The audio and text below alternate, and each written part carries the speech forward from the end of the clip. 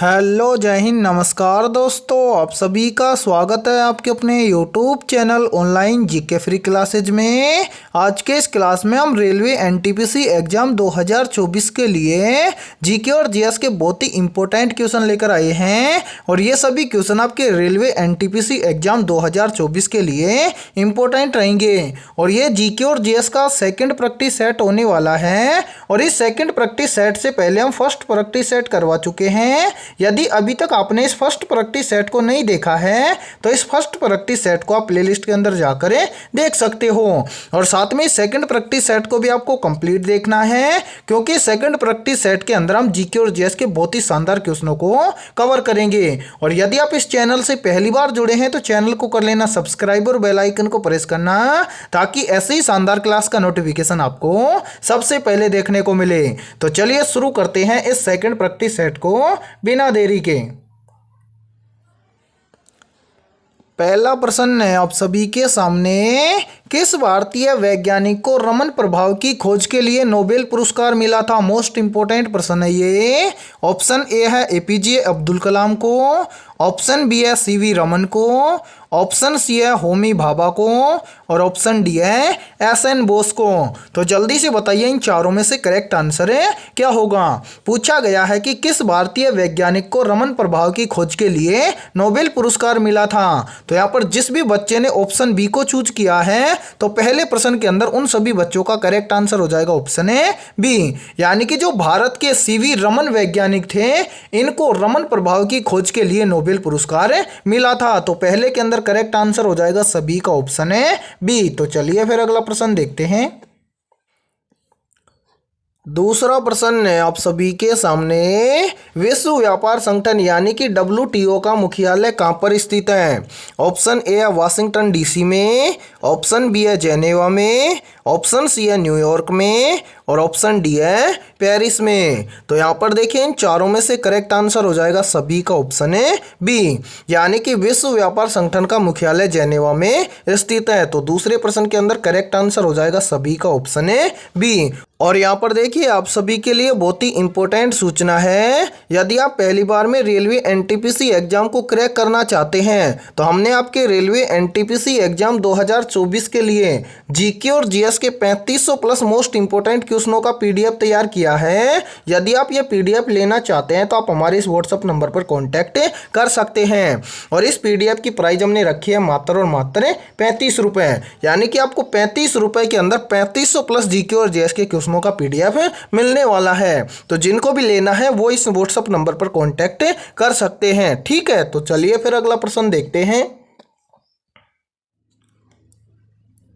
तीसरा प्रश्न है आप सभी के सामने, भारत में नर्मदा घाटी परियोजना किस उद्देश्य के लिए बनाई गई है? ऑप्शन ए है जल परिवहन के लिए, ऑप्शन बी है जल निकासी के लिए, ऑप्शन सी है सिंचाई और विद्युत उत्पादन के लिए और ऑप्शन डी है पर्यटन विकास के लिए।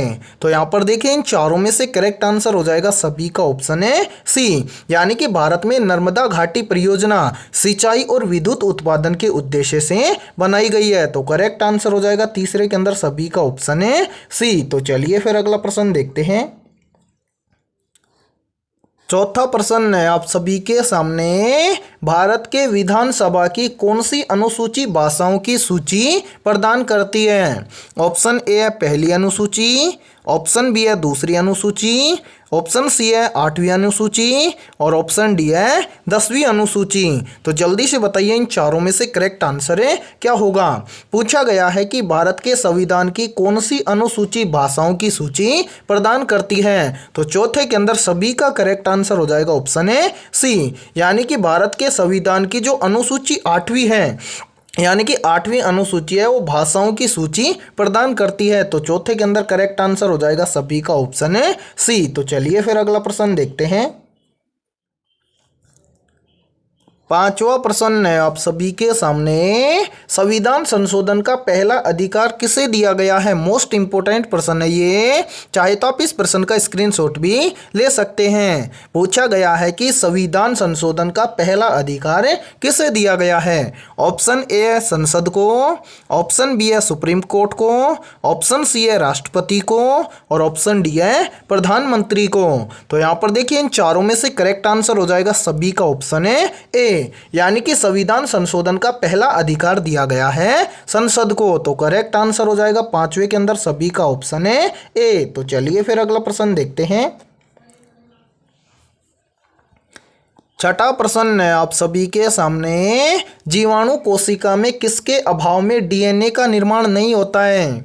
ऑप्शन ए है माइटोकॉन्ड्रिया के अभाव में, ऑप्शन बी है न्यूक्लियस के अभाव में, ऑप्शन सी है राइबोसोम के अभाव में और ऑप्शन डी है क्लोरोफिल के अभाव में। तो यहाँ पर देखिए इन चारों में से करेक्ट आंसर हो जाएगा सभी का ऑप्शन है बी, यानी कि जीवाणु कोशिका में न्यूक्लियस के अभाव में डीएनए का निर्माण नहीं होता है। तो छठे के अंदर करेक्ट आंसर हो जाएगा सभी का ऑप्शन है बी। तो चलिए फिर अगला प्रश्न देखते हैं।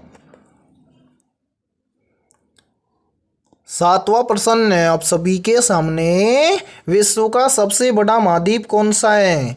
ऑप्शन ए है अफ्रीका महाद्वीप, ऑप्शन बी है यूरोप महाद्वीप, ऑप्शन सी है एशिया महाद्वीप और ऑप्शन डी है दक्षिण अमेरिका महाद्वीप।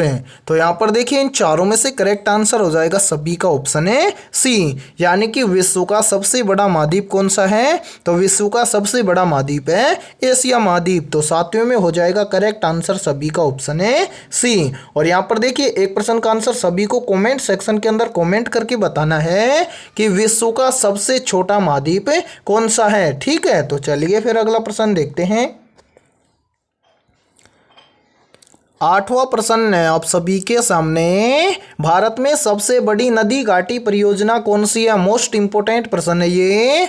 ऑप्शन ए है कोसी परियोजना, ऑप्शन बी है दामोदर घाटी परियोजना, ऑप्शन सी है भाखड़ा नांगल परियोजना और ऑप्शन डी है नर्मदा परियोजना। तो जल्दी से बताइए इन चारों में से करेक्ट आंसर है क्या होगा?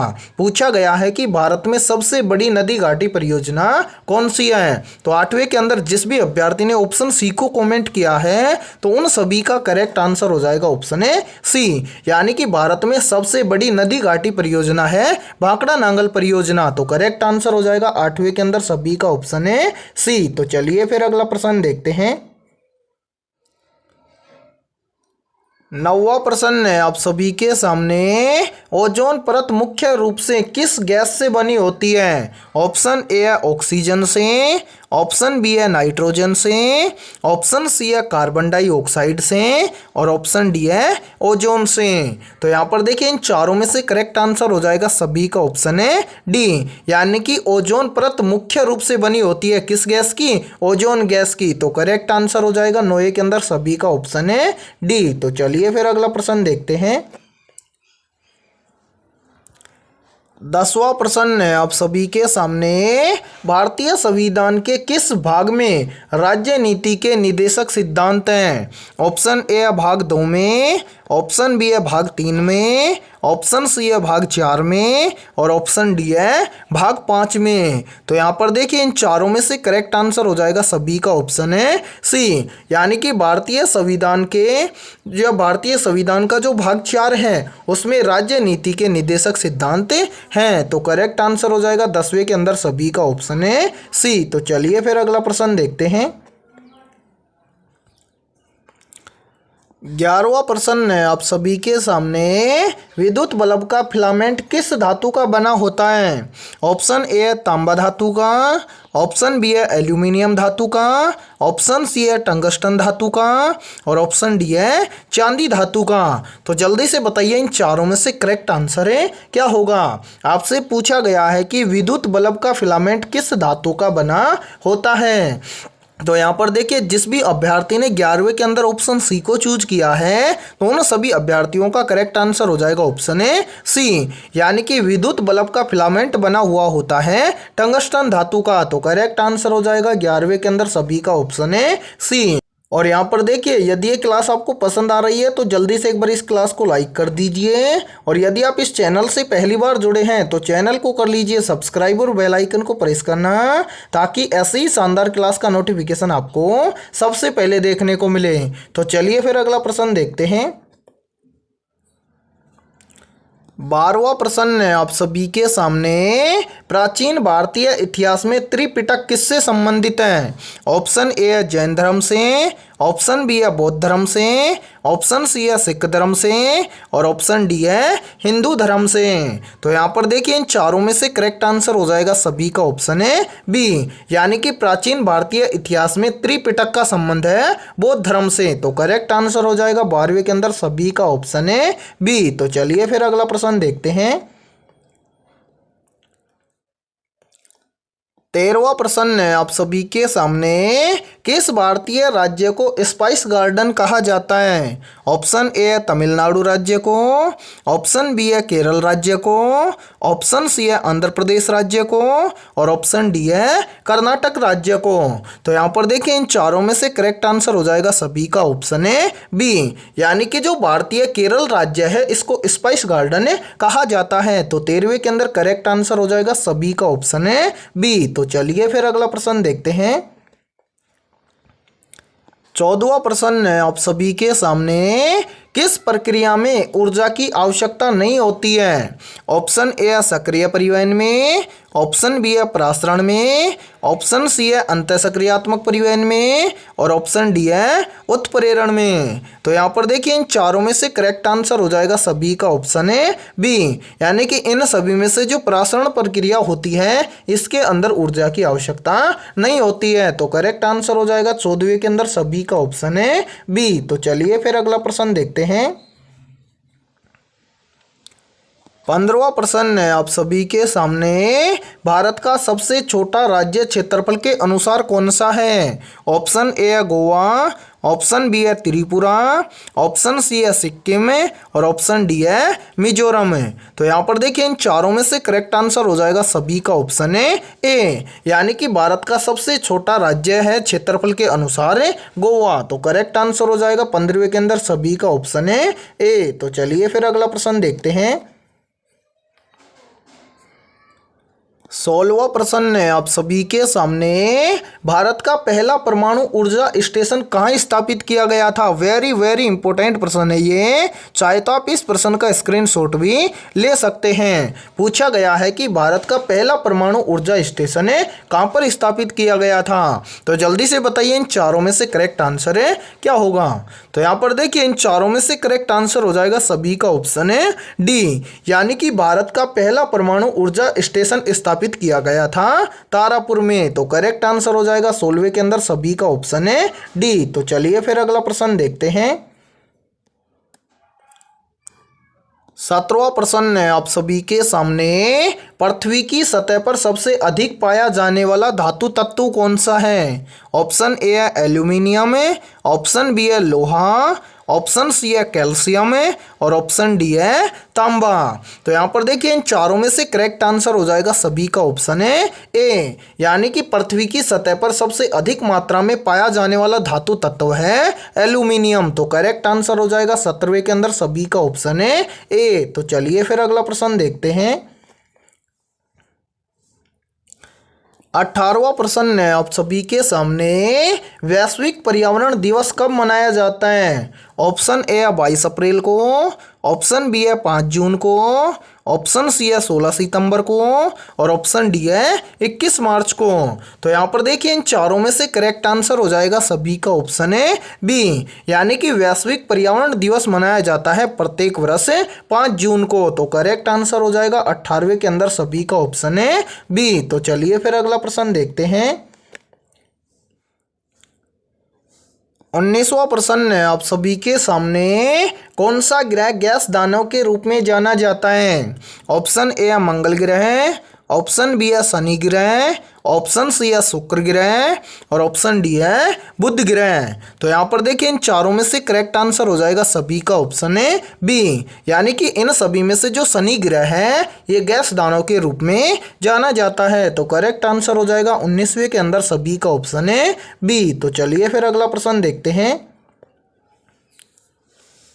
20वां प्रश्न है आप सभी के सामने, सार गैस महासागर किस महासागर में स्थित है? ऑप्शन ए है प्रशांत महासागर में, ऑप्शन बी है अटलांटिक महासागर में, ऑप्शन सी है हिंद महासागर में और ऑप्शन डी है आर्कटिक महासागर में। तो यहाँ पर देखिए इन चारों में से करेक्ट आंसर हो जाएगा सभी का ऑप्शन है बी, यानी कि सार गैस महासागर अटलांटिक महासागर में स्थित है। तो करेक्ट आंसर हो जाएगा 20वें के अंदर सभी का ऑप्शन है बी। तो चलिए फिर अगला प्रश्न देखते हैं।